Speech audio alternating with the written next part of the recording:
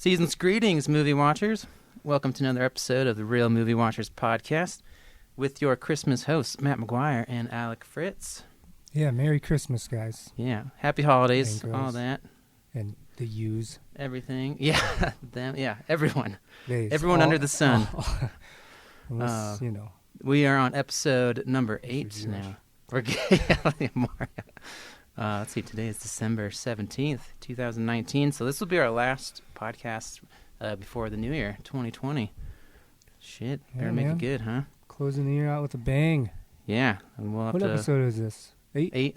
Yeah. Yeah, started in May, so it's been just over 6 months. So over half a year. But yeah, we'll have to reevaluate when we go into 2020, which I think we'll talk about at the end of today's podcast, our goals for 2020. But yeah, of course, so, today we're going to talk about some Christmas movies, stuff to do with movies around the holidays. But I guess let's start with movies we've seen recently in general. I have not done a very good job. I know you saw my movie one, watching. which, when should we talk about Arthur Christmas? I guess we can do that I when mean, we I'll start. just say it right now. I saw Yeah. Arthur Christmas, Yeah. and I liked it. Yeah? It's good. Yeah, very Good? good. What kind of grade would you give it? Or I rating? would give it an A. Word? I would not put it amongst my favorite Christmas movies, but I would. Not your top it's 5 a, Christmas? It's a good movie, yeah. Okay, yeah.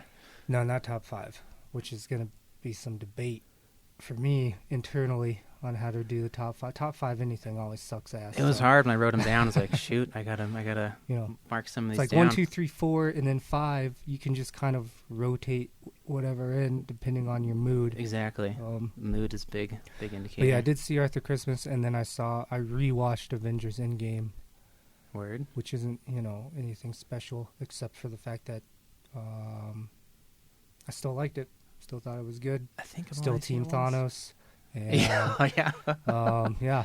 But Thanos or Thanos? I thought it was a Than. Well, yeah, we had this discussion before, right? Did we? Is it Maybe. Thanos? It's definitely Thanos. I think it is Thanos. They'd probably say Thanos. Probably, unless I you're hear British or Thanos, something. though. Thanos, Yeah. yes. It's Thanos. Yes. Team Thanos, yeah. But, shit, dude, I don't really think I've seen any other movies. I didn't do a good job since our last podcast. It's only been 2 weeks, Yeah. so, I mean. Yeah, I didn't, and I know we were doing a Christmas episode, and I was I had planned to watch more Christmas movies between the last podcast and this one, but I didn't even do that. I've been listening to a lot of Christmas music. Oh, That's it. interesting. And I've been getting into the Christmas spirit. Oh, yeah, which I did want to talk But about that's that it. later Yeah, on. we're Yeah. into that. Okay. What about you? Let's see. I did see a good handful. Well, one, we got a new TV, so I was like, well, I got to test out some movies on this, which I did. I put on Ad Astra, the one with Brad Pitt, the space movie, just see what it might look like. You might recognize the preview if you look it up. But basically, Tommy Lee Jones is his dad, and it's in the future, and his dad went to Neptune with a crew, and they're searching for intelligent life in space. Tommy Lee Jones is in this? Yeah. Mm-hmm. And Brad Pitt? And Brad Pitt, yeah. I only saw maybe a couple previews before it came out, but just from those, I was like, oh, I'm interested. I kind of have a memory of this, like the preview for this movie. From the previews, it was hard to understand what was going to happen in the movie. But then Brad Pitt is his son, Tommy Lee Jones' son, and he's, like, I don't know, 20, 30 years later, was recruited to go out on a mission to, talk to, or try and find his dad, because some shit's going down that's coming from the ship that's kind of fucking up the solar system. And so it just kind of talks, it's more like space culture or community in the future. Like the moon's been colonized. There's some people on Mars even. So there's a really cool scene, which is good for the new TV, where they're on the moon and they're driving like a moon rover to go to the next base. But then there's like pirates from another country because everyone's trying to fight for resources on the moon and come in and there's like a space fight with their fucking lasers and shit. Oh, it was actually pretty cool. And I was like, oh, this is really fun. The good visuals in this movie.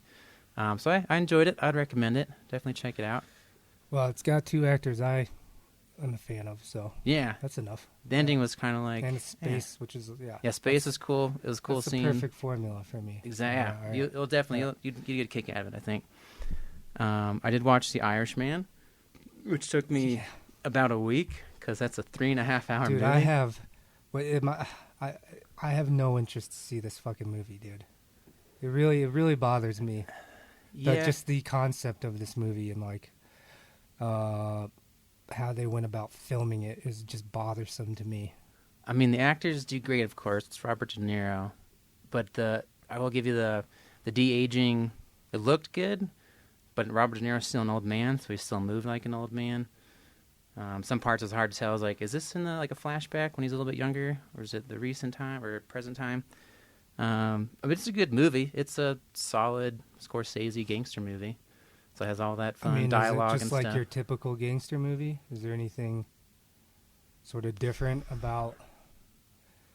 Pretty much, it's a mafia movie. Yeah, back to the good old Italian mafia and the over-the-top stereotypes, kind of. Yeah, it's good. I mean, I would call The Departed had more energy to it than the Irishman. I was glad I watched it. I was never bored, I would say. Yeah, I mean, I'm probably going to have to watch it at some point, but I really don't want to. Yeah, if you're getting a wild hair, you might get some enjoyment out of it. And then I also watched Six Underground, also on Netflix, the Ryan Reynolds one that came out. That's the Michael Bay one, right? Bay, and Is it's it Michael just Bay absolutely over the fucking top? Oh yes, yeah. It's like he was just unleashed to do all the Michael Bay stuff. Is it like, yeah, okay. I know. Because it's always, Michael Bay always has, and it kind of bothers me. I mean, it's entertaining and it's fun action, but those explosive, firecracker things he uses that shoots little sparks everywhere. His shit, they're in every movie. His shit is well documented. Yeah, watching a Michael Bay movie is just it's a well known concept about what that means and what kind of movie it's going to be. South Park explained it the best. Sounds like the best explanation of what Michael Bay movies are like, which it was. And it was still fun. I definitely got a kick out of it. It's a good you're just home and want to put something not too crazy or something you have to think about on. So it was good. I enjoyed it for that purpose. And then I watched The King, also on Netflix. Was it King Henry V, I want to say? Oh, yeah, I think Megan watched half of that. Yeah, and it was all right. Some parts were slow. It ended when I was like, oh shit, it's over. That's it. But cool, medieval. Some of the battles were cool. Of course, had the politics and behind the scenes and conniving and stuff. But you get more of that from Game of Thrones than you would from this, even though it's based on a true king and stuff, more real life background, I guess. But yeah, it's worth checking out if you got some time. Then I watched, for Christmas movies, Noel, not the one I talked about last time. That's spelled 2 L's and an E with Anna Kendrick. That was not very good. This was a Noel that I saw was on Amazon Prime, and it was from 2004 with Paul Walker, Penelope Cruz, Susan Sarandon, even Ron Williams was in it. And I'd never heard of it before. Oh, damn. All right. Yeah, cool. So it's good cast. We watched it last night, but movie overall is lacking, I guess I'd say. You're kind of there's story, there's all the different characters you follow, and some of their stories aren't fully tied up. They don't get a closing, really, and it's kind of weird. It's supposed to be a drama, but it was fine to have in the background while we were eating dinner and signing our Christmas cards and shit. Right. So not one I'd say you'd have to go see. And then I got two more Christmas movies. One I started watching today, I didn't finish yet, but I saw the most of Anna and the Apocalypse. It was that new, I think it's British, zombie movie that's in a Christmas setting during Christmas time. I have no idea what you're talking I saw the preview. about. I think it came out a couple of years ago, maybe. And I saw the preview back then, and it was on Amazon, I think. I was like, oh, I'll start this. And I wasn't expecting it. It's also a musical, so they break out in song. And some of the songs are really good. So it's a little bit different. But, yeah, I'm enjoying it so far. It's not, super amazing or it's a whole new thing I've seen, but it's got some comedy, good music, worth checking out. And the last one, and I highly recommend this one. This one's slowly making it probably in one of my top Christmas movies, is Klaus on Netflix, the animated one. I still need to watch that one. Mm-hmm. Yeah, do that. You can do that this week or, Christmas, whenever. That's the one I put on when I was doing the dishes and I had no idea what the hell was going on. Okay, yeah. So I definitely need to the first time we started watching it, we were putting Lucy down to go to sleep, and she kept waking up every 5 minutes. So we're Elle and I are missing it here and there, coming back and forth. So we're we're not going to finish this movie. So we stopped it then, restarted it the next day or whatever. And yeah, we got some crackling going Yeah, on you here. hearing that? Yeah. I think we're good. Yeah. All right. Don't touch anything. But, so we finally watched it in full. And it was really good. The opening, the beginning, I was kind of like, oh, this could be your average Christmas movie or whatever. Animation was really cool. I did dig that. But by the ending, it really got me. The ending made that movie good, huh? heartfelt. Yeah. Right. Had some emotion behind it. And I was like, ooh, this made the movie basically. Definitely looks like pretty good. So I'm gonna sit down and watch it. Yeah. soon. Yeah. Definitely. So Klaus, I would recommend that for the new Christmas movie this year. That's all I saw in 2 All right. weeks. So. Yeah. I didn't do much. Not as much as I had planned on, but Yeah, life gets busy. yes, it does. I watch too many. But yeah, we'll see what happens over the break. I always watch movies over winter break and Right. make it back for New Year. Hey, let's Pause. it. All right, refresh time. All right, Alex feeling much better. Relieved himself there. Yeah, sorry. Yeah, that happens. That's why we can pause, take breaks.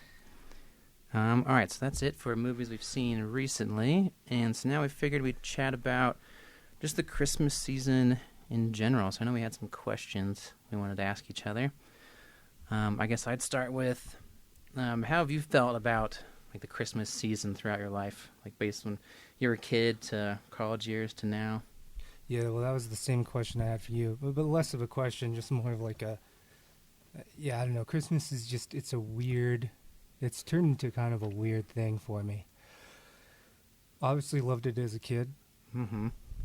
And then, loved it as a kid because let's be real, it's all about presents. It's all about Santa Claus. The magic. Yeah. The magic of Christmas morning and all that stuff. And then it just changes as you get older, just like anything does. And some years I've been, in my past, I've been a pretty big Grinch about Christmas. Same. And some years I kind of get into it. Mm-hmm. When do you think you're at your Grinchiest? Well, If there was a certain time period for that. I guess it would have to be moments when I work, because I've done a lot of retail in my professional life. Oh, true. From a working standpoint. And at liquor stores, too. They're And, open a yeah, lot. it's, because everyone talks about the craziness of the holiday and the craziness of shopping and stuff like that. And, yeah, they're right. It gets pretty crazy. And Black Friday grossness. Yeah, people just, I don't know. Sometimes it gets annoying. Or it's like where it felt it was too commercialized. Yeah, maybe. Gifts have become really less of a thing as far as not just me like asking for gifts or wanting things, but, getting things, gifting things for other people and stuff. I just am not big about. That's kind of why I like Thanksgiving a little better. Mm-hmm. Then it's just time together instead of things for each other. Yeah. Well, I understand the whole point. There's nothing wrong with like gift giving.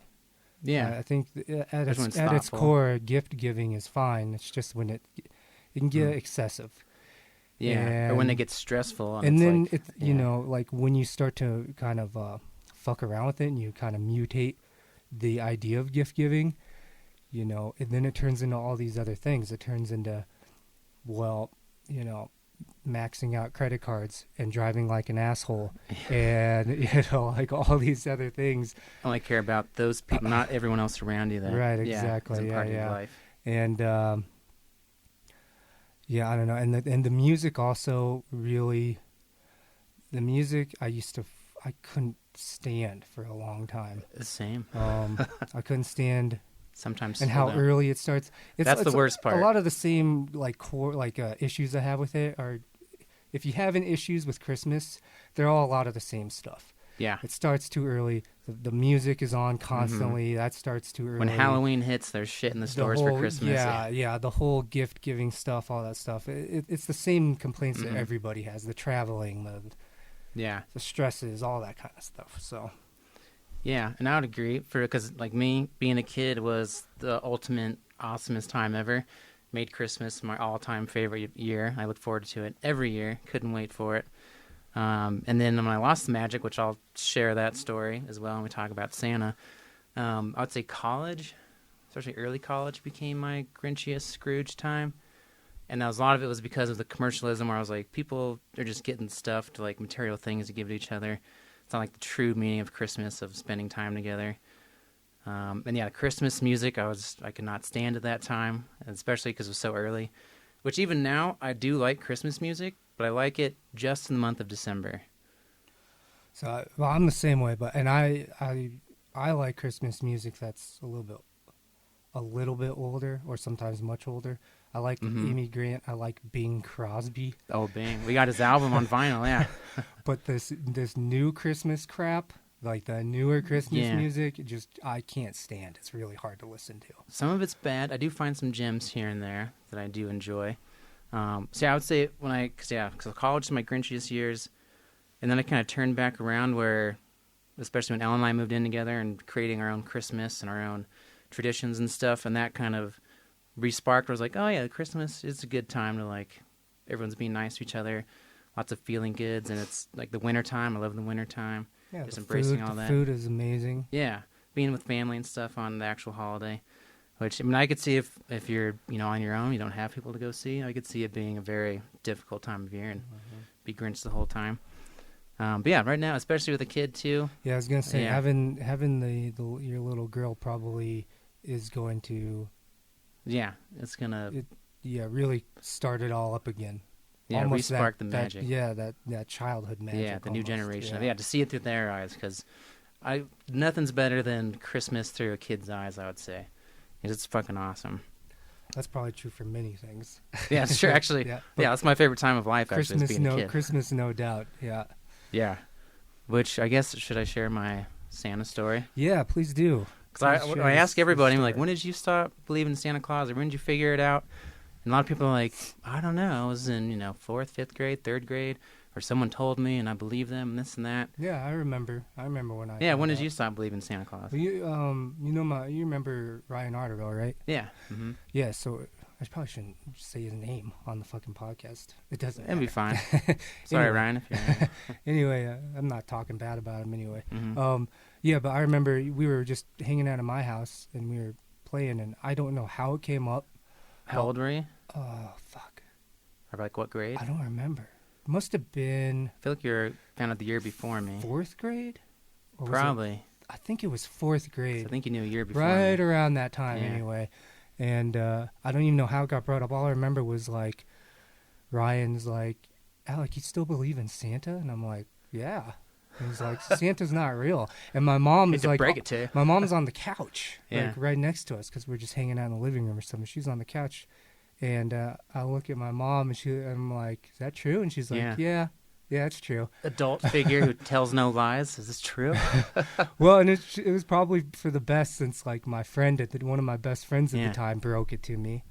Yeah. And all she had to do was kind of confirm it. And I do remember a moment of just like, oh, fuck. Like, That realization of everything. Realization of just like, okay, so Santa's not real.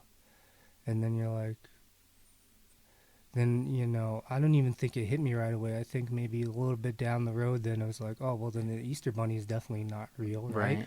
Oh, and the Tooth Fairy.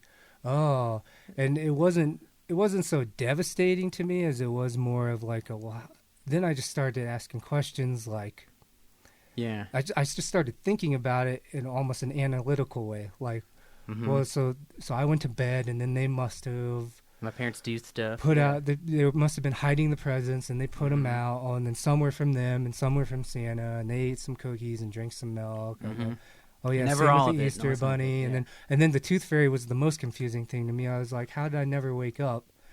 And kids sleep like a rock. But shit, dude, like now that I'm much older, now I understand it's pretty easy to just slip an envelope under a kid's head when especially they're when passed we got out. Maybe $1 in our day. Yeah. What time of year did you find out? I don't remember. I do remember it wasn't around Christmas time. It wasn't around Christmas. No, it definitely wasn't. So it was pretty random. Maybe that helped too. I was like, maybe that did. I think maybe that helped too, because it wasn't around actual Christmas time. it was just, and I don't even remember what led to it, but I do remember that question from him. He was like, Alec, you still believe in Santa? And I'm like, well, yeah. And Doesn't like, everybody? Santa's not real. And he's like, oh, Like, well, shit. fuck me. Yeah. So yeah, mine is similar. And I do remember having to keep the secret for a year. Yeah, which because you're of very you. good at that. Yeah, I do remember I had that. Yeah. No clue. Because that same at school, kids were like, Santa's not real. And I remember, and I was like, what do you know? You fucking stupid. Of course Santa's real. It's got to be real. That's what makes Christmas. And I mean, none of my best friends told me this, so that's also probably part of it. I was like, nah. But I remember distinctly Christmas, my 4th grade year, so I'd have been 9, turning 10 that January. And my sister and I were staying in my room together, and she was supposed to stay up with me to wait for my parents to finally go to bed. Because we had our Christmas Eve party, and everyone's going home. We were put in bed, and it felt like hours. I was like, what the hell are my parents doing down there? Like, my sister fell asleep. I'm sitting there waiting. My parents go to bed, and I wait even like another hour longer to make sure, because I heard the TV on, to make sure they were asleep, like really asleep. And then I remember I thought about waking up my sister to be like, because we're supposed to stay up together and like go see Santa Claus together. Yeah. And she's 5 years younger than me. And I was like, you know what? She's dead asleep. I'm going to go check this out on my own. Sneak downstairs, and then all the lights are off. And I look down by the tree, and I see the whole stack of we always got the same bag with our Santa gifts, like this big plastic bag with Santa Claus stuff on it. And I saw them there, and I put 2 and 2 together, and I was like, oh my God, my parents were the ones putting this down here. Yeah. And it just hit me like this wave, just boom, just everything I believed is gone. Like, almost felt lightheaded, like I was gonna faint, maybe. Just like, oh my God, started bursting out in tears, crying in the dark living room by myself around the Christmas tree and all the presents. Oh my God, dude. I remember you telling me this, but it doesn't get any easier or less funny. It's, or sad. It's just such a devastating moment. Like I could just imagine you. Oh yes, I can imagine like bawling, you just, bawling. I was like, oh my God, in the dark. Yes, in the living room. magic was just squished, just like that. My magic fire was put out tremendously. So then I went to sleep, and then the next morning I didn't want to say anything, so I just faked being excited for Santa gifts. And that whole year I didn't say anything until the next Christmas, like in 5th grade, like a couple of days before Christmas. My mom was like, "You excited for Santa Claus this year?" And then I just couldn't keep it together, and I started crying again. I was like, I know he's not real, blah, blah. And I can't remember what happened after that, but that's basically when it came out, and it crushed me hugely. That's partly what turned my Grinch years like in high school. I was like, why would we lie to kids like that and just crush them? Because I thought everyone felt crushed like I did, where most people are just kind of like, they figure it out, or they make sense or whatever.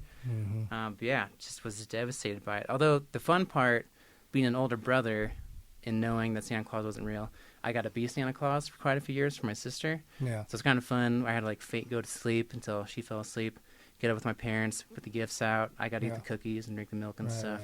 Right. So that part was cool. It had its perks, right? Yeah, it was fun playing Santa Claus. So which brings me to my question now for you with Santa Claus. Say you have children of your own, or what you think we should do for kids. How would you want to approach Santa with kids? Because I've kind of changed my mind on this a couple different ways.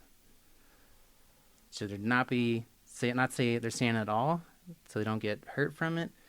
Do say it and risk them crying their eyes on, like me, Christmas morning? Or somewhere in between? I guess. Because it is a lie. I guess. Straight up lie. It's a straight up lie, yeah. I guess for me, it's I think I would do the Santa thing. And I think the whole kind of, like, when they figure out that Santa isn't real and that it's like, it's just been, me the whole time, and, I think that would be a good teaching lesson. Yeah. without teaching. without having to explain it to them. You explain it to them so much, you're just like, it's me, and this is. I don't remember asking a ton of questions. Like, I had questions about how, like I said, I thought about it in a very analytical way when I found out. I had questions about it, but I don't think one of my questions was ever like, why did you lie? or why is this why do we lie? My question about it, my question about it was never like, why do we lie? So it would be hard for me to answer that, like, why do we lie about it? I think part of it is certainly a commercial aspect. It's in our culture for sure. But that was a zigzag. Maybe I'll turn this down a little bit. Sorry, it's a little technical. We'll see what happened there. But I think that I don't know. It would just be a good teachable lesson for the kid. Hopefully, they're smart enough to just be like, "Oh, okay." A lot of kids figure it out right away. Yeah, and at some point, it's like one of those things where it's like you don't want them to feel betrayed, and you don't want them to get extra cynical about things, but you do want them to understand that it's weird. Like I don't know how to describe it. Like don't believe everything you read, or don't believe everything you see, or maybe trust your instincts. And I know it's a kind of a young age to learn that, but it's like some fat guy popping down the chimney with breaking presents. and entering. It's just stranger in your house watches you when you sleep. It kind of maybe helps sort of manage your, it kind of resets your outlook on the world, maybe for the best. I hope like maybe you grow a little bit, where your mind, the way you view the world, is like, oh shit, some things aren't what they seem, and so then it kind of prepares you for you gotta sometimes question things, I guess. Yeah, but it's weird because you don't necessarily have to make up Santa Claus in order to learn that or to teach that, for that matter. So it's still a weird thing that we do with the whole Santa Claus thing.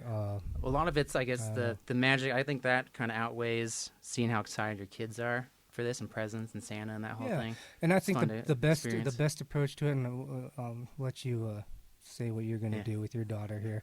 I think the best approach to it, without having a child, is to have fun with it. It's supposed to be fun. Yeah, it's supposed to be fun. I know there comes that moment when the curtain falls and you realize that it's all kind of fake, but it's supposed to be fun. Yeah. And I don't know how to delve into the psychology of why we do it and why we commit to it so much, but I don't think necessarily that you even have to. At least maybe I believe that you shouldn't.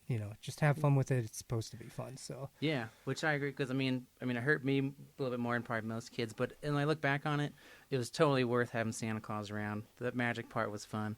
When I was in high school, college, I was thinking there's no way I'm gonna tell my kids about I'm gonna make up about Santa Claus and tell that whole line stuff. But as I got older and I have a daughter of my own, I've come around to where, when they do find out about, or when she does find out about Santa Claus, I don't want to say the whole thing's fake. I want to say it as Santa Claus isn't a person, but it's just like a feeling. It's what Christmas is about, of being kind to others, your family, strangers, everybody, giving gifts. It's a good time just to remind yourself to be a good person. So Santa Claus is more an idea. He's not a real person, but he's like a spirit everyone should embody at this time of the year. So then it's not like, oh, this really was a person, you're lying to me. It's like, no, your parents are Santa Claus in a way, because it's not the real Santa Claus. It's like everyone gets to be Santa Claus, and that's what it is, and we just kind of put it on this figurehead when kids are younger. You're going to be a fantastic dad, dude. You're going to be a great father. Well, thanks. Yeah. I'm looking forward to it. I think it'll be fun. I will enjoy that. Good shit there. What else did I want to talk about here at Christmas? Do you have any super memorable Christmas moment? Well, I always enjoy the Christmas parties. Yeah. The Christmas Eve parties that your parents threw, and still have. And I always enjoy. Well, now more and more, and just setting up the tree is fun. Hanging lights is fun. Listening to music, I just like the whole kind of atmosphere to it. And it doesn't take a whole lot to do. I think everyone makes it maybe more difficult than it needs to be. Yeah, you don't need to overthink it, overdo it. And I agree, the And, making the home feel like Christmas is fun. And that's a yearly thing. And, But, there is one moment that really sticks out to me. Couple moments, actually. One memory I have is waking up early in the morning and going out to the tree.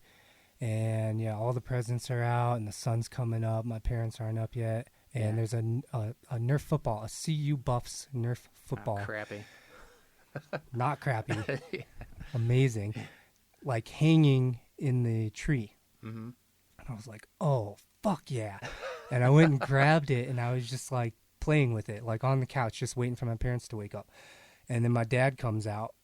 I guess my mom was still sleeping. My dad comes out, and he's like, oh, you're up? And he's like, yeah. And we just started tossing the football around, this Nerf football. Like I was sitting on the couch, he was sitting in his chair, and I don't know how long we did it before my mom woke up, but we were just sitting there just talking and tossing the football back and forth. That was a good memory. Fuck yeah. For sure. That sounds legit. Yeah, just one of those family moments. And then, another memory. Well, and then my other memories, I do remember the one year where one of my presents was the Teenage Mutant Ninja Turtle Technodrome. Ooh, I was just thinking about that the other day. That gift really stands out to me. I just remember opening that and just losing my goddamn mind. I was so jealous. and then, memories of you too. Just like, I remember every Christmas we would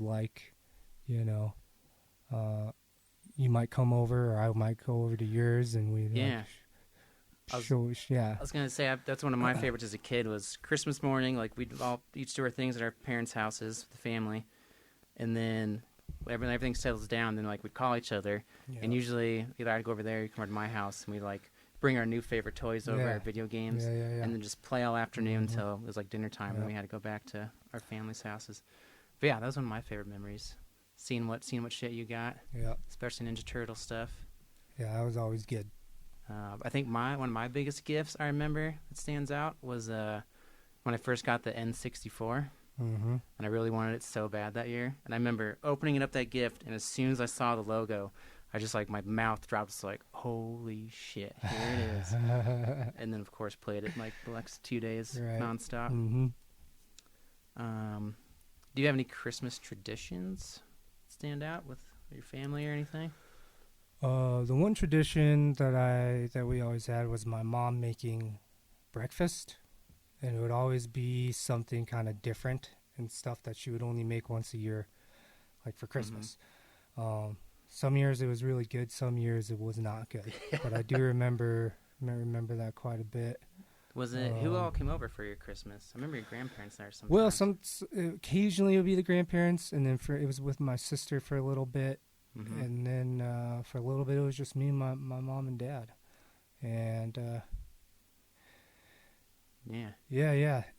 that's how it's been the past few. And, now it's been like, there's been some Christmases where we've gone out to visit my sister and her family. I was going to say, was it once she had kids? Did they start doing their own thing? Yeah, so I've had some Christmases with my niece and nephew, which is pretty fantastic. It is fun with kids, for sure. Like and then... this Christmas I'm just taking it easy. Yeah, it happens. Yeah. But now I'm thinking about it because I remember having those years where we were kids for Christmas and it was fun. And then I got to high school, and then my cousins who were much younger, they were the ones doing the Christmas stuff. And then once they got old enough and didn't believe in Santa, there was maybe 4 or 5 years we had Christmases with no young kids. So it was just kind of like, normal Christmas. And then Ellen and her sisters had their kids and doing Christmas over there. I guess I find Christmas with kids is like a super fun way to experience it when you get to see them enjoying everything they're getting in the presents because they're all super hyped up and stuff and ready to go in the morning where I'm still waking up and I'm like, I need my coffee and everything else still. And it was funny being in my sister's place, having my niece and nephew like go wake up Uncle Al, can they come wake me up? And I get up and I'm just like, oh geez, like hungover from the night before, getting a coffee in me, just like, all right, it's way too early. You work your way into it, and then you're just like, yep, all right, and then another tradition, and obviously the theme of the podcast here, the episode, Christmas movies. Yeah. Christmas movies always around Christmas time. I don't know why, Mhm. when else you'd really watch them. I've never watched one in July. I'd say. Yeah, so yeah, Christmas movies around Christmas time, absolutely. Yeah. Yeah, I used to have that tradition, at least like middle school, high school. After all the Christmas morning stuff was done, everyone would watch a movie that afternoon and take a nap or do whatever. One of my favorite traditions when I was a kid is so my sister and I would get up early, and my parents were like, don't wake us up till 7 o'clock or something. We'd be up at maybe 5:30 and ready to go. Oh, yeah. So what they did was they said, okay, so you guys are up and excited. You can go open up your stockings, and that's all you can open up, and then you have to wait till 7 for us to get up and stuff. And that became a tradition where even now when we're here for Christmas with my parents, we'll go over to their house first, open up stockings that morning before we go see the rest of the family. Right, so you could dig into that. Yeah, exactly. I was like, Yeah, that's kind of fun to have to you get a little taste, but you have to wait for everything else. Oh yeah, there's one more tradition for me too. This is a Christmas Eve one. Like after your guys' party, your mom and dad's, we get home. Then I would every year my mom would buy a book and an ornament. Oh yeah, and she still does. And she'd buy a Christmas book, specifically a Christmas book, and then an ornament. Nice, yeah, traditional gifts. Yeah, and then we'd read the Christmas book, and yeah. For sure. Yeah, and we're looking forward to setting some new traditions with our own daughter and stuff as we get into these new Christmases. Well, excellent. Well, fun. That was good Christmas throwback, talking about the season. Let's take a break and we'll get into our movie Christmas talk, the theme of the episode. All right, back in. Let's get into our Christmas movie discussion. Yeah, let's get into it. Theme of today's episode. So you had mentioned to me in a text an idea you're thinking of, your favorite Christmas hottie, which I did put some time looking into. Which I didn't. I had the idea, sent it to you, and then I didn't think about it at all. I looked it up last minute. Started with JTT from I'll Be Home for Christmas. He's always looking good. I was like, JTT. But actually more of my flavor...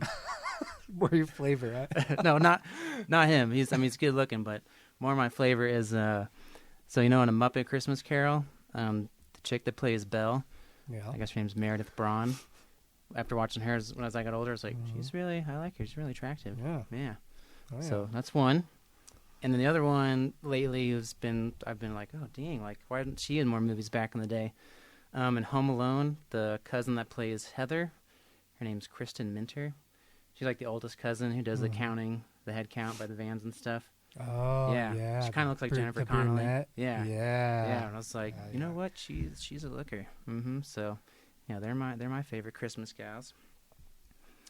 Anyone off the top of your head? Well, when I thought about that Zooey Deschanel, that question or whatever, I mean, I don't think you can get any cuter than Keira Knightley in Love Actually. That's who I was thinking. Yeah. Of. Yeah, Keira Knightley's. Yeah, particularly in that movie though, it's just like, just the Britishness. She's just cute as hell in that movie. Man. I agree with that. Which that's one of my favorite movies. Okay. All right, let's do. Actually, I'm gonna move that one down. Let's do. You got any favorite Christmas horror movies? If you've seen many. No, I never saw that Krampus one. I guess there's a few of them, but yeah. Never saw the Krampus one, and I haven't really seen. Really, to me. I mean, are we counting Gremlins as an actual horror movie? No, I'd put that in a different category. Yeah, I mean, Nightmare Before Christmas, not counting that as a horror movie, so I don't know really. I can't recall too many other like Christmas horror movies. Could you throw that Jack Frost in there?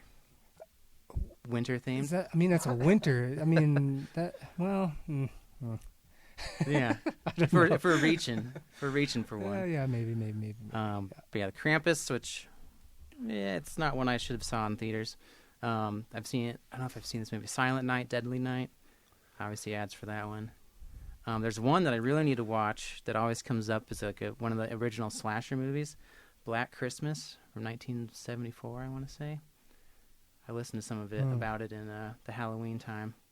But that's one I got to watch. It's on my list. How do you feel about... Man, you're rolling the fucking dice when you do a Christmas horror movie. Yeah, I was going to say, how do you feel about horror Christmas movies? I don't know. I'm for it. You're just rolling the fucking dice. I mean, I guess I'm for it, but I like mixing those. They're my favorite holidays, basically Halloween. Yeah, I don't know. I mean, But they're usually not very good. I'm gonna give a thumbs down to that. Actually, Yeah. yeah, that's my official take. Just I'm keep giving it a warm thumbs and down to that. heartwarming. Yeah. Yeah. Sure. I can't say I've seen one I've really enjoyed. Christmas conflict, or Christmas. I don't know how you do Christmas like a something drama. extra or something different. Like Gremlins, you're saying? Yeah. Yeah. But like a straight up Christmas horror, it's just like it just comes off as Oxymoron. Well, I don't know how you can actually make it scary. It's just too conflicting of a thing. It's probably got to come off more as kind of a little campy, like Gremlins or something, right? Yeah, I guess Black Christmas could be like that now too.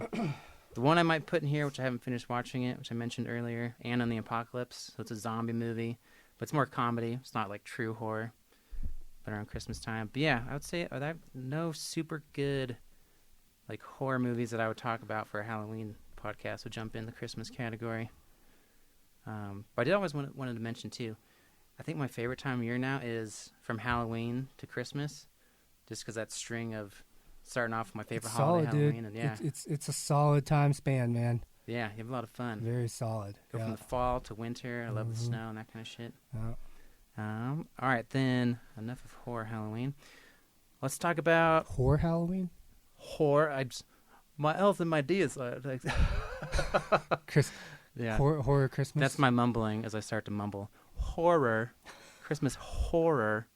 Let's talk about Christmas whores. Christmas whores. Yeah. Let's talk about them Christmas whores. Yeah. Anyways, your favorite Christmas poo-pooer or villain? We got the top ones for sure. Sticky Bandits is up there. Yes, true. Wet Harry Bandits. Marv. They were the first, the Wet Bandits. The Wet Bandits, yeah. Yeah. I mean, they just fucking go around taking everyone's shit for the holidays. The Grinch is obviously up there. Yeah. Well, I'll name some, and I think that they'll come down between the Grinch and the Scrooge. But how about Scut Farkus in A Christmas Story? Yeah. Pretty good. His fun one. Oh, yeah. His face. Yeah. Yeah, he's fun. The kids, yeah. Yeah. There's always, especially when you have the neighborhood bully, that kind of thing. You can relate to it. Sucks ass, yeah. Hans Gruber. Die Hard. I mean, if we're gonna do the Die Hard as a Christmas movie thing, it is. It's not. Definitely is. It's definitely not a Christmas movie. I just watched it again. It's not a Christmas movie, but he ruins these people's Christmas holiday party. Yeah. Yeah. Is that what the main threat was? Yeah. When they're all huddled together with guns in their faces, they're like, "Well, dude, oh my God, I can't believe we can't finish this Christmas party now." That's their number one thought. Dude, there's people banging in office rooms. They're doing blow and shit. They're having a great old time. And guess what? That doesn't have anything to do with Christmas either. So, you know. Fair point. Yeah. He's a good one. All right. Bumble from Rudolph the Red-Nosed Reindeer. He's a good guy in the end, but yeah, okay. He scared the crap out of me when I was a kid. Right. Okay. Just because the audio recording is kind of crappy back then, and it was super loud sounding. He scared me. This one I found online could be kind of a stretch. The Angry Elf, played by Peter Dinklage in Elf. Okay. Yep. It's fun a little bit. Yeah. Before Peter Dinklage blew up with Game of Thrones. Mr. Oogie Boogie from Nightmare Before Christmas. Most definitely. It's a legit one. He sings a song. And then Gremlins. Gremlins themselves. Yeah. They're pretty fun. I enjoy them. But I think, so we both agree, Grinch and Scrooge. Well, I think you're forgetting one key one. Please add. Kubla Klaus. Kubla Klaus. From Jack Frost. He's got the big Taliban beard. The Michael Keaton Jack Frost? No, the fucking animated, the claymation, like animated Jack Frost. Oh, shit. I haven't seen that in forever. It was like strictly made for TV. Isn't that Frosty the Snowman? No, it was Jack Frost. So they have a Frosty one that's like that. But then they have one that's specifically Jack Frost. Dude, I can't say if I've seen that. Let me look it up. Jack Frost, claymation? You've seen this shit, dude. Kind of like puppetry claymation. Same thing along the veins of like that Frosty one. Yeah, that'd be clean. Um, With you got the Jack Frost dude with the little jingle hat on. Yeah. But the Kubla Kraus, Oh. he's got the big Taliban beard. Stop He's like this motion. crazy Russian or some kind of Eastern European bad dude. You know, I probably haven't seen that movie since third grade or It's something. one of my all-time Shit. favorites, dude. I don't even remember if it's an actual Christmas movie. It might not even be a Christmas Just movie. winter man. themed. Yeah. Feels Um, like a Christmas It movie. online says Jack Frost is a 1979 Christmas stop motion animated television special. So yeah, we could probably throw it in there. Okay, nice. I did not come to mind. I would not have pulled that up. But ultimately, Scrooge and the Grinch. Who takes the cake? Who's the best baddie? Well, they both end up having a change of heart True. in the end. I guess who's coming from the most bottom? I think to the top? the person that is probably the worst is Scrooge, because that's more of a real life thing. True, and he's making The Grinch is sort of make believe. Scrooge actually forecloses mortgages or whatever, Yeah. and takes your house away. Yeah, No more coal for the fire. yeah. But Grinch does steal all the kids' Christmas presents. I mean, they ultimately get them back, But Scrooge is like, he's basically like, he's anti-homeless. the surplus anti-poverty. population. I mean, True. No homeless are brought up in the Grinch. Okay, I could come around to that. Scrooge being the biggest baddie. When they both have the good turnarounds, the come to Jesus moments, almost literally. Yep. Okay. Let's talk about favorite unconventional Christmas movies. Die Hard, Christmas movie. Okay, Boom. here's my stance. Yeah. If we're going to put Die Hard in as a Christmas movie, we're Yes. putting Kiss Kiss Bang Bang in as a Christmas movie absolutely. too. Okay. Love that All movie. right. Dude, Hell I love yeah. that movie. Yes. I love that movie. That's It's shit. such I an haven't watched under it it's this year. such an underrated movie, dude. It's a great I one. love that movie, man. So if Die Hard's gonna be a Christmas movie, Kiss Kiss Bang Bang's got to be. Yeah, one too. well, thanks for. I totally would have forgotten about putting that in there. Kiss, kiss, bang, bang. That's just got. That was Robert like Robert Downey's comeback. That It's was true, like, yeah. That's what was like. That was like his sort of like After hey, his- I'm back kind Yeah, of thing. after Yeah, his, the rehab years he went through or whatever. yeah. Yeah, and Val Kilmer, fucking. Val Kilmer's comedic fantastic in genius that in movie, one. dude. Yeah, He's fucking great. it's the ending.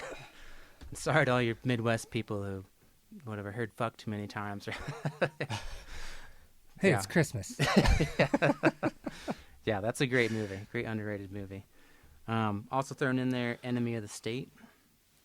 Well, that's Yeah, a good. Yeah, Will Smith, yeah, I can get on board with these. Gene yeah. Hackman. Unconventional. Let's call it unconventional. I can get Yeah, on board. Christmas with is this. Okay. happening. There's an unconventional Christmas movie with a massive orgy. Do you know which one that is? I don't know if I do or not. Maybe I forgot. Think about how many movies you've seen with massive orgies. Don't put me on the spot, dude. Don't put me on the spot like that. With they're wearing masks. Remember Everyone's how we wearing were masks. as teenagers, dude. Be careful.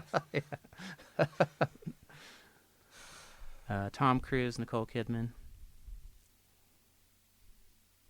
I'm drawing a blank here, And bro. then Eyes Wide Shut.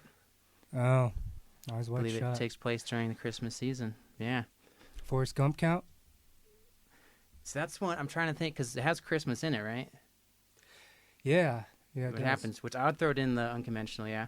Just like, and my buddy Joe Barnholt, he told me about Jumanji, if you recall, has a Christmas scene. Yeah, that's the Christmas party, right? Yeah, it was It's at the the very Christmas end party. of the movie. Yeah. Mhm. Yeah. So, yep, I'd put that. That can make it in there as a Christmas movie. Gremlins, we talked about. Unconventional one. Batman Begins. Okay. Yeah. Yeah, All there's right, Christmas yeah, presents. yeah. There's actually two, why is I draw a blank on his name? Tim Burton movies that have Christmas. Edward Scissorhands. Yeah, that's the other one, Yep. which I haven't seen that. Which is probably Boy, I since the haven't seen 90s. Edward Scissorhands in a really long time. Yeah. Mm-hmm. But yeah, that'd be in there. Any other ones you can think of we throw in there? I mean, if we're just going to include like little Christmas scenes or motifs, there's countless. There's just True. countless. I mean, There's a lot. There's some I haven't seen yet. There's one that I saw online that actually got really good reviews in general. Tangerine, I think it was all filmed on an iPhone or something.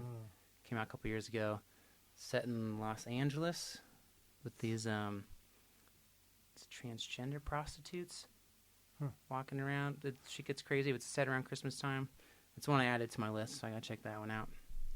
Doesn't Ghostbusters have a Christmas scene? Or Christmas time? Maybe the second one? I don't think the first one does. I have a memory of that. But there might be one in the second one. You could be right. I can't think of one. But no, those would be the top ones, I'd say. My faves. Yeah, those are definitely amongst the better ones, yes. Yeah, exactly. All right. And go. All right, let's do... do you have a favorite version of Santa Claus? Portrayal of Santa Claus? Yeah. Billy Bob Thornton. His Ooh. Bad Santa. Yeah. Solid. The second one as well? I'm thinking more the first one. Yeah. Yeah. Second one was... Second one wasn't, yeah. The first one, though. First one was definitely legit. I remember... Great disgruntled mall Santa. Yeah. Fantastic. And Billy Bob Thornton just doing what Billy Bob Thornton does. I mean, there's a lot of great ones. My favorite is probably... Tim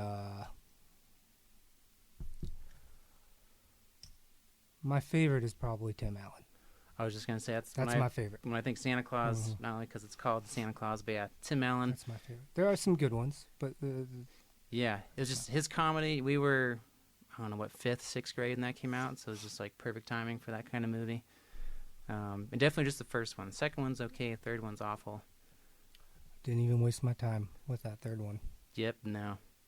But yeah, Tim Allen, just the whole portrayal of Santa Claus and how he becomes Santa Claus and the kind of like fish out of water type story of him trying to adjust to the new job role, I guess. Yep. And then coming around at the end and making people believe in. All right, so this is the thing I've been thinking about, and Ellen and I talk about this too.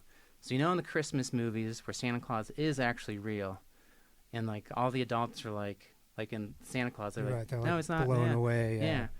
Why don't the adults realize, this is a nitpick, that there are toys under the Christmas tree every Christmas morning that they did not put there if Santa Claus was real? 'Cause they're fucking, like, not happy in their marriage. They're fucking alcoholics. They're in debt. They fucking hate their job.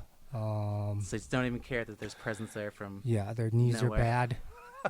They just don't have time Bad to pay backs. attention to the details like that, dude. Gotta pay their mortgage. Yeah, the details, it's lost in the details, man. True. They don't They're have time like, to pay kids are all attention to excited. that, Like, dude. yeah, it's another day. They're like, I'm sure, I'm sure she bought that for him or somewhere. Yeah, someone got it. Yeah. Aunt Betsy or someone got it for him. Okay, yeah, just thought. Let's see. You just need to worry about those TPS reports. Exactly, the important stuff. Let's see some other top ones. You said Bad Santa, Tim Allen. I know a big one's The Miracle on 34th Street with dude who no one believes is Santa Claus, but actually is. That's one of my least favorite. Fuck that movie, dude. No, I thought it was very boring. Yeah, that's my dude. Yeah, that's my dude. boom. Give a fist, dude. Fuck that movie. No, nothing. I'm sure. If a lot of people heard us say that, they would not be happy. But that movie sucks. They're shocked. But it's no, boring. The little girl is annoying as fuck, and no. It was one of those movies at school when they put it on. I was like, God damn it! Now I'm just gonna be bored. And I'm just gonna dick around the whole time because I don't want to watch this movie. Which, to be fair, I haven't seen it since I was a kid. Maybe I would appreciate it more as an adult. No, I don't think you would. I have no urge to see it now. Good. All right, we agree on that one. We could put that as probably the worst Christmas movie out there. Yeah, it might be worse than the Noel I saw with Anna Kendrick. That movie, dude. That might be the most overrated. For sure. Certainly the most overrated. Yeah, easily the most overrated. Yeah. What do you think about Santa Claus from the classic Rudolph claymation? Yeah, that works. I even like the Arthur Santa Claus. I like the whole setup of. I like the whole setup of the family. I like the retired grandpa Santa, the current Santa, the like waiting to be Santa, and then the Santa that ends up being Santa. Yeah. Which actually, we'll talk about that. Oh, and the Nightmare Before Christmas Santa is pretty good too. I was thinking about him too, yeah, because he's kind of in there with the claymation. He's a fun one. When's the last time though you saw the Rudolph movie? It's been many years. So watch it again as an adult. Santa's not a very nice guy in this movie. It's kind of a dick. Yeah, he's like trashing Rudolph for having the different nose, and like Rudolph's dad's all embarrassed by it and stuff. And they like the song. You can't join up. You're different. You're a weirdo. Yeah, they're kind of. I do remember that. They're kind of like they were on a tight ship in that Christmas world. Yeah. It's like it sounds like, oh, you must be so disappointed. I'm like, Jesus, Santa. The elves are fucking like slaves, basically.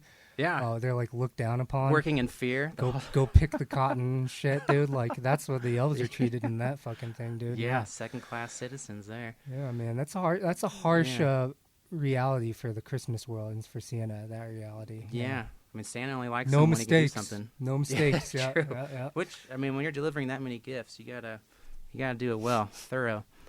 But yeah, so the Arthur Christmas, you kind of talked about it earlier. But yeah, Arthur Christmas is great. I like that movie. Yeah, I love the setup. Like I said, I wouldn't put it among my favorites. And Megan and I were kind of drunk and distracted when we watched it, but okay, yeah, fair. Yeah, I like the concept, and they had some very good scenes, and it was just a good movie. Yeah, it's one you can put on every year, and like every time you see it, you get some funness out of it. For me, it was so good because I remember seeing the previews, and I thought it was going to be this just dumb another kids movie, and watched it, and I was like, oh shit, this is actually really I like cool. the levels to it. It was a cool way to tell the Christmas story.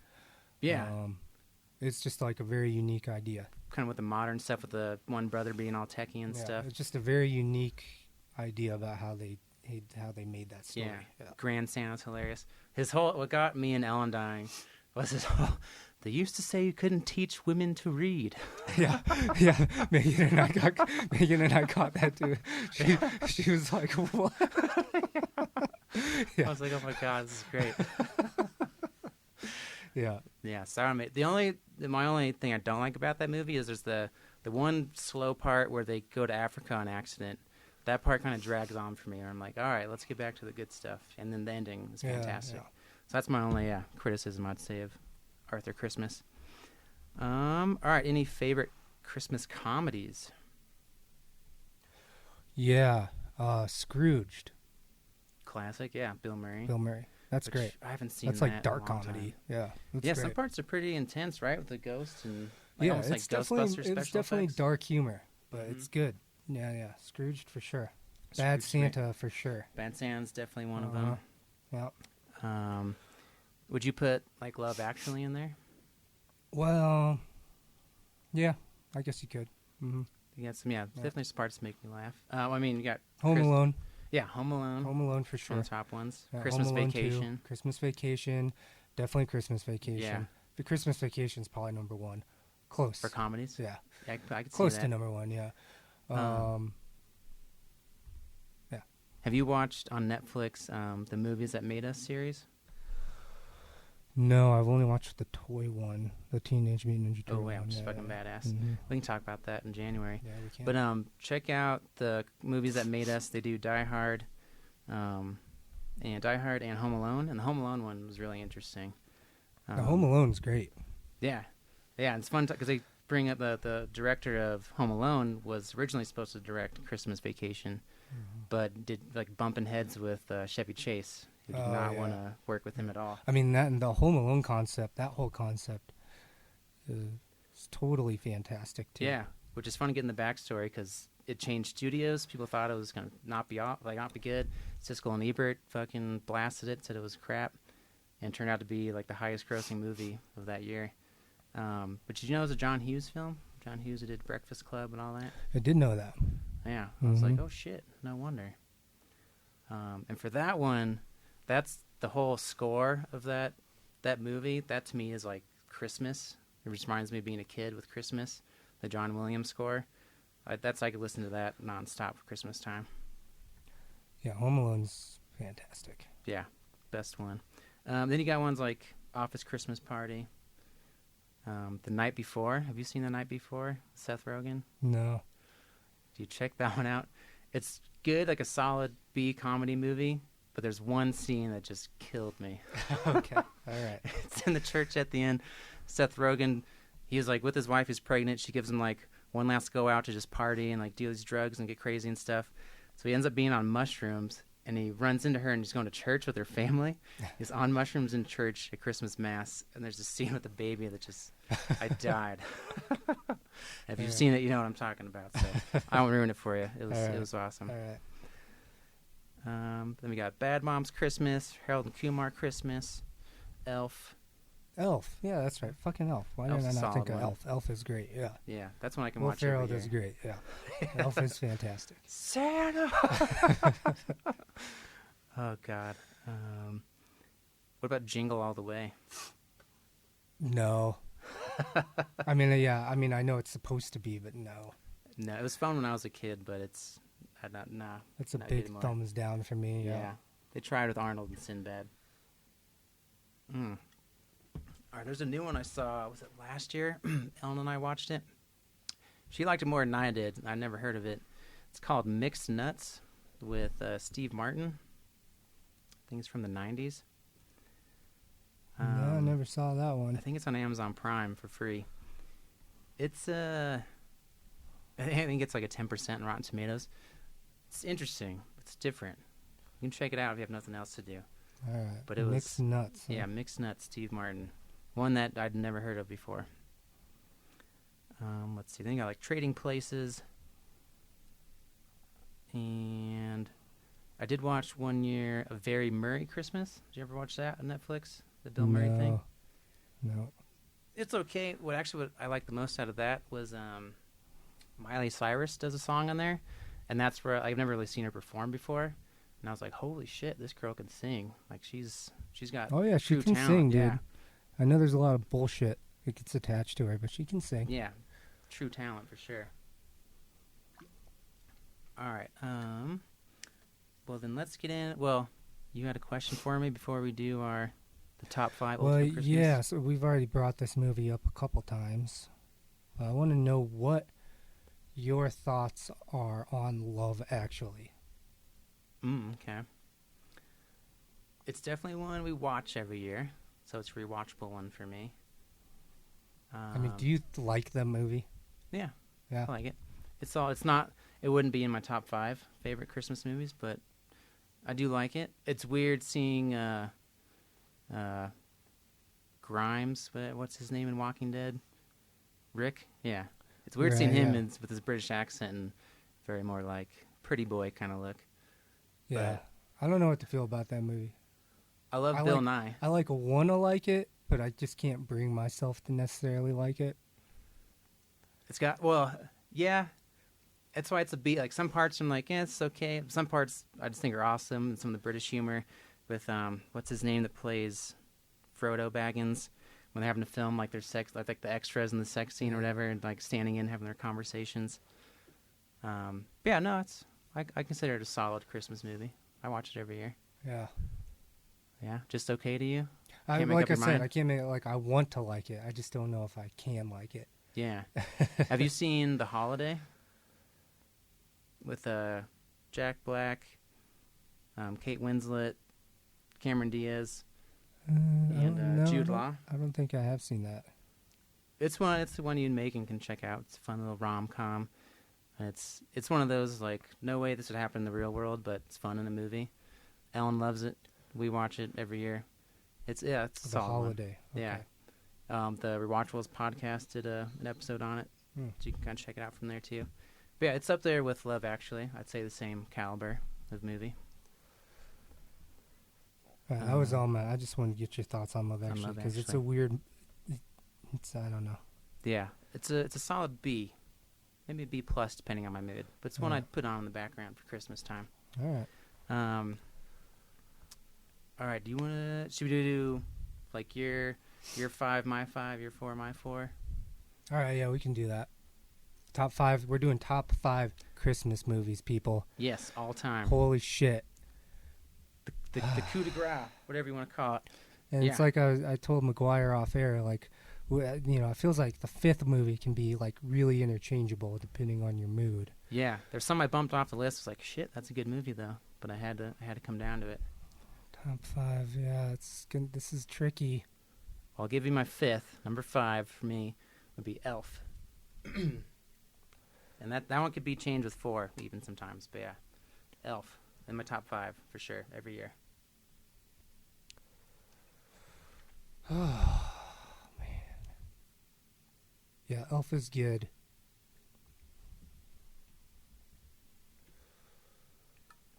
Numero 5.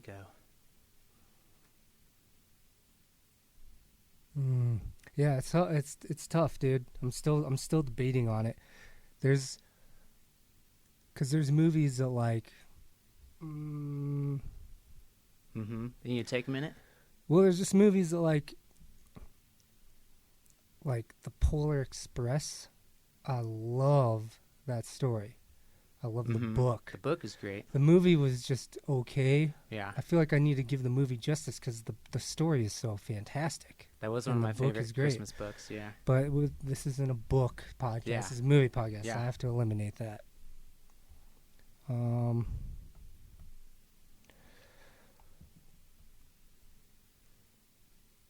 Yeah, Elf. If I had to pick one. Because I have my 4. Oh, he's trying to find number 5 spot. Okay. That's what I was saying. It's like the 5th one is just totally interchangeable based on my mood. All right. I'm going with Elf. Elf also? Elf at 5, dude. All right. Because Elf is great. Elf comes in at 5, yes, and it is. It's funny. It's heartwarming. It's a perfect Christmas movie. It's worthy of everyone's top 5. Okay. Elf it is for 5. My number 4, and this was one I probably wouldn't have liked it as much as a kid, but as an adult, I've enjoyed it more and more. I really enjoy it seeing it live, too, on stage. White Christmas with Bing Crosby. I can't remember the guy's name now. But I don't know if you've ever seen White Christmas, the movie, or on stage Did you just production. ask me if I've ever seen White Christmas, the movie? Making sure. Danny Kaye, That's it, yeah. Rosemary Clooney. You got it more than I do, yeah. Yeah. All right. Yeah. Dude, I love White Christmas. White Christmas is amazing. Yeah. It's actually made me cry some years. If I have like the right amount of drinks, sitting there late at night, and just that ending when for the general they play the song, and everyone's up and like he's kind of walking down and crying and stuff, and I'm like, oh shit, that gets me every time. So that's your number 4. That's awesome, man. Yeah. That's really good. That makes me happy to hear that that's your number. That's part of your top 5. Oh yeah, definitely. I love White Christmas. Excellent, man. Yeah. Great songs in that. Yeah, it's one of my favorite songs. Yeah. White Great Christmas. story. Yeah. My number 4 is Christmas Carol, the Muppets Christmas Carol. Ah, okay. Muppets Christmas Carol, yeah. 4, okay. It's on my list. Not number 4, but it's on my list too. Yeah, and you can't go wrong with Muppet Christmas Carol. No, that's a classic for me. That's every year. The whole soundtrack is phenomenal too. I love all the songs in that movie. Yeah. It's like the singing of a street corner choir. Yes, it's fucking great. Yeah. Perfect. Yeah. No qualms with that. All right, my number 3 would be Home Alone. And that is my number 3 as well. Home Alone. Okay, yeah. There you go, dude. Home Alone. It doesn't get any better. And you can kind of... Home Alone is like... it's like every kid's dream. Yeah. Oh, yeah. Of being home alone and booby trapping the house. I did. I remember I was like, I'm gonna booby trap some stuff. I tripped my dad in the middle of the night because I put a trip string or whatever out in the hallway to the bathroom, and it was supposed to knock the spray thing to spray in your face, but thankfully that didn't work. But yeah, my dad had to go to the bathroom in the middle of the night and tripped on my little booby trap. Yeah. I fantasize about Home Alone. Yeah, that is a great Christmas movie. Yeah, and still just the whole idea for the movie, it's such an original thing. It's so great. Yeah, definitely. Shot in the Dark. A kid is like one of the leading roles and stuff. Yeah, Home Alone, excellent. So that's your number 3 too. Okay. So my number 2 is A Muppet Christmas Carol. My number 2 is The Santa Claus.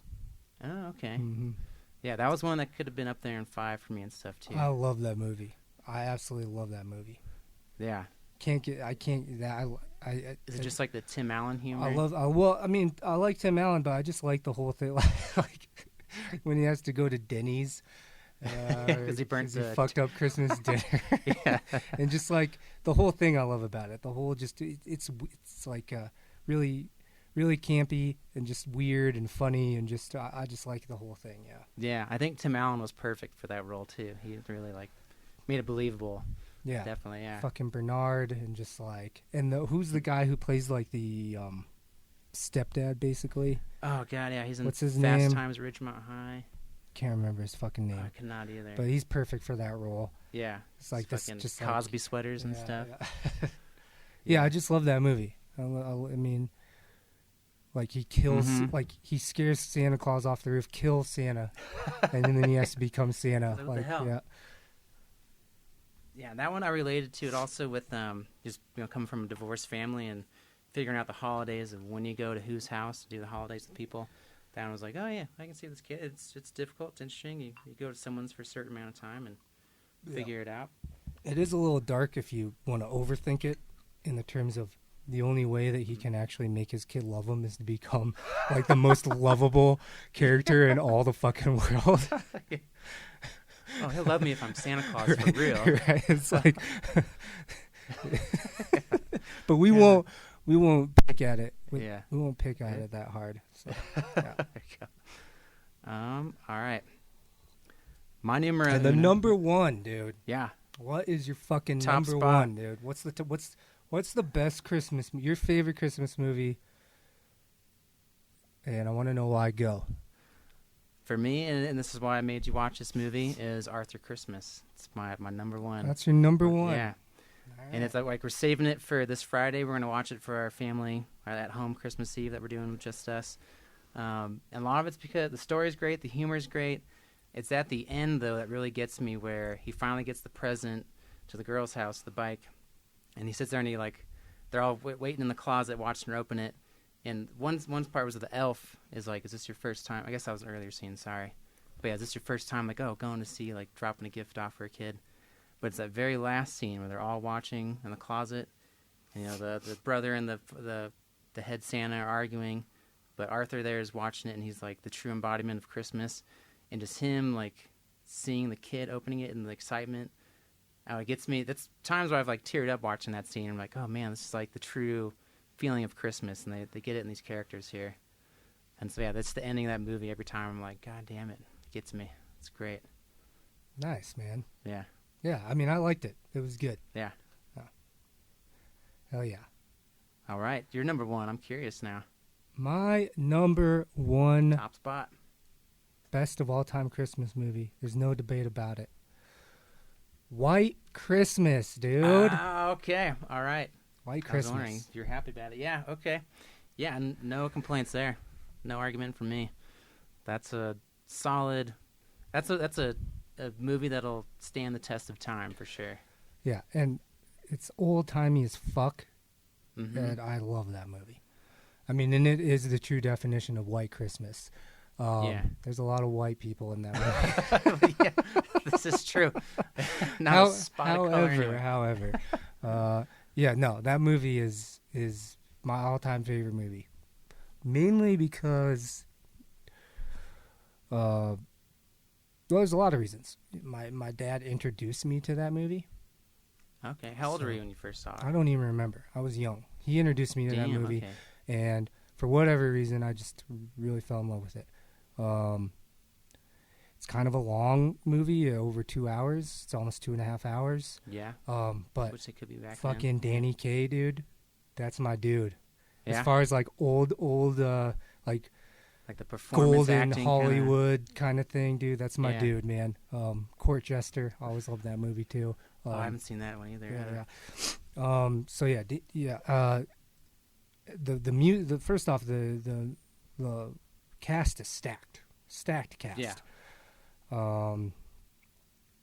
Yeah, and heavy hitters there. Yeah, no doubt. And then just though, I love the story. Mm-hmm. I love the music. I love all the elements. I love how it's really, it's like quaint, and it's also like, Like America's golden years kind of thing. Yeah, like, yeah. I mean, which is unfortunate because it's very whitewash. Yeah, it's America's golden years Yeah. for middle class, for like a white particular group of people. True. But They do when a good is Christmas that movie. not true? You know, it's like. But I just love it. I think it's fantastic. That ending. That my favorite scene is towards the end when they throw the surprise show for the general, and all the military guys show up, and he comes in. They all stand up, clapping for him and everything, and it's just like, yes, didn't dude. see Like, coming. Yeah, it's Arthur Christmas and White Christmas are the movies that make me cry. And a Christmas, true happy ending. They open up the fucking barn doors or whatever. It's snowing outside. All the people get together. All the couples end up being happy. You know, all that crap. And you enjoyed this movie as a kid too? Yeah. Okay. Yeah. Yeah. Believe it or not, and that might be why it's number one. Yeah. It's surprising that I enjoyed it so much as a kid. Yeah. Because I remember it's not seeing really it out there. a movie like for kids. No, and obviously kids today don't like old movies. Like back then, I was like, this looks boring. I don't want to watch this. Yeah. Yeah, but I love them. I love everything about that movie. And Bing Crosby and Danny Kaye, good. Well, just really with everybody, great chemistry on screen, and here it comes. There it is. That's the exclamation mark there. Okay. Have you seen it on stage, like at the Buell Theater or anything? No. It's also just as good seeing it on stage for sure. It's got the more like the Broadway. Get 'em out. That feeling, yeah. Just with the songs, and they kind of change some of the scenes, and it's a very fun show to watch live, I'd say too. Nah, don't need to see it on You don't stage. go? Nope. Being a theater major, you're not gonna go see it? Nah, dude. Nah? No, zero interest. The movie, no. The movie all day. The movie's great. I would make you go see it and then see what you think by the end of it. But okay, yeah, fair enough. Movie is great. All right, so there's White Christmas. White Christmas, dude. It's number one, easily. And it's great. Yeah. We'll see if anyone agrees with our top 5 there, if they have some similarities. No, people aren't going to agree. They're going to be typical little douchers.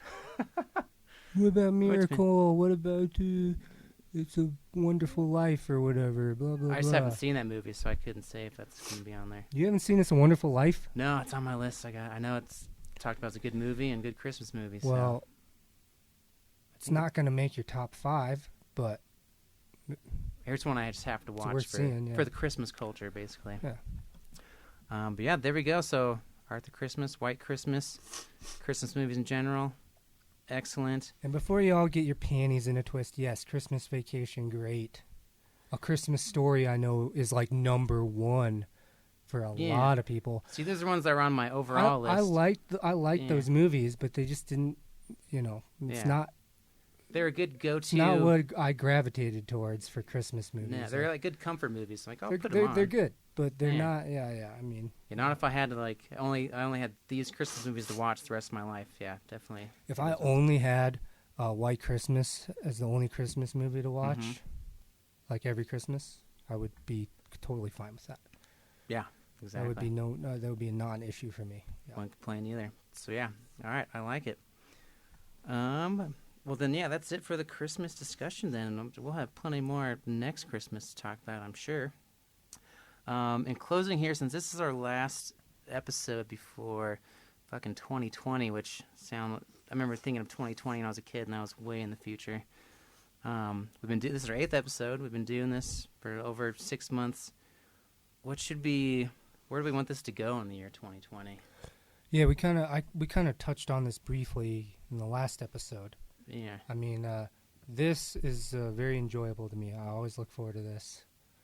Yeah. We're just sitting here in your basement. In the guest room. Some equipment. Just borrowed equipment. Yeah, borrowed equipment. Just doing it. And it feels good. I'm liking it.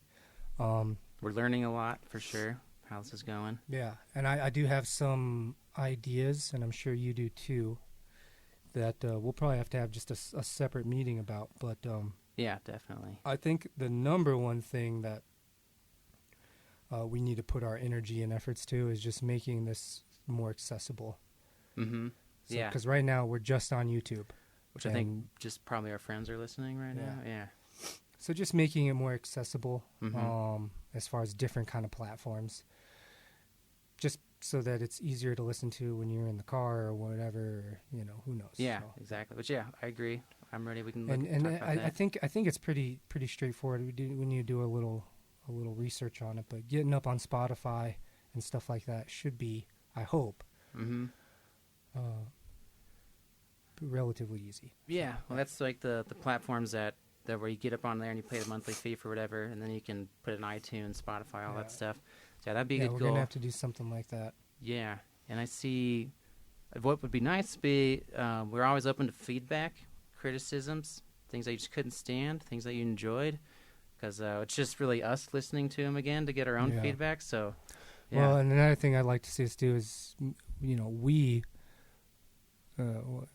especially me, need to get more involved in our tweets and like your social everything media of that. presence. Even if no one's paying attention, you and I need to put in the work still to just promote and do like one a week or something. Yeah.